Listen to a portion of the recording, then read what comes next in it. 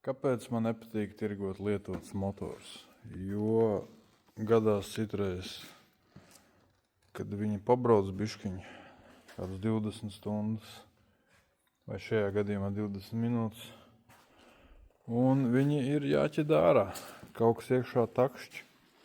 Pie maniem uz stenda nekas netakšķēja, motors pāris stundas strādāja, viss bija kārtībā, bet tādā brīdī, kad viņam iedod pilnu gāzi un pabrauc, sāka takšķēt. Tagad jauksim ārā, un tad jau skatīsimies, kas tur ir. Ja būs kaut kas briesmīgi dārgs, šis ir 100 zirgspēku Yamaha, tad atdosim klientam naudu atpakaļ. Jo motoru pārdevām pa 3500 eiro, ar domu, ka varbūt pēc tam būs jāpieregulē karburatori, bet īsti nav karburatora vaina. Sākumā bija doma, ka varbūt kaut kas ar vārstiem nav labi. Ka varbūt, kad atspērs salūzas vienkārši, bet atspērs viss ir vietā. Tā kā ņemšu no galvu un tad skatīsimies, varbūt klanim šālu aprausies. Redzēs. Un tad bišķiņi pajauc ārā to motoru.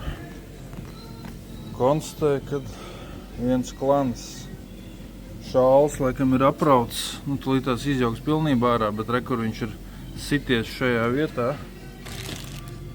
pret galvu.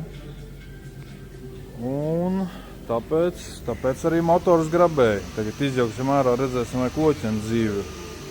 Šādi te un kur vienam klanim ir aprauts šāls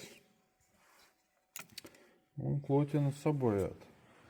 Šim 100 zirgspēku Yamahas motoram principā klanis nāk kopā ar virzulu.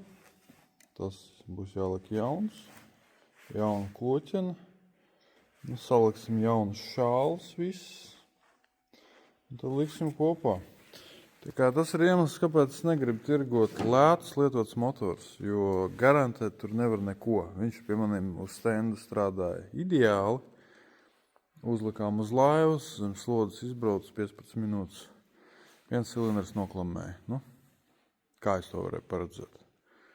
Laikam ir jāparedz, vienkārši šie lietotie motori nav jātirgo. Tā kā pērkiet jaunus motors un nebūs šāda problēma. Mums ir virzulis no tā motora. Un te mēs redzam, kad arī klaņiem šālēs tajos cilindros, kur nebija aprauts, tur jau ir švīks. Tāds švīks, kad ar nagu ķerās.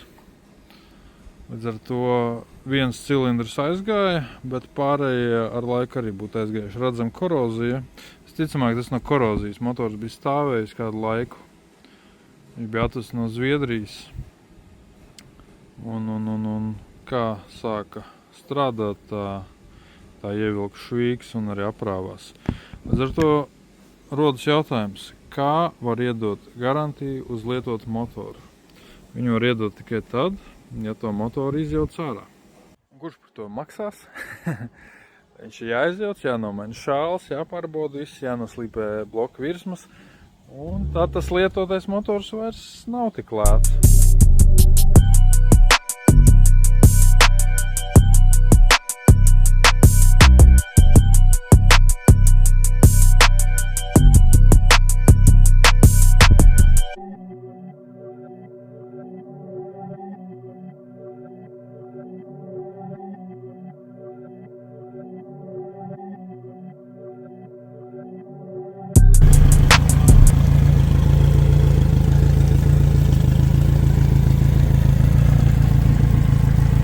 Nekustās vispārībā, stāv pilnībā taisni.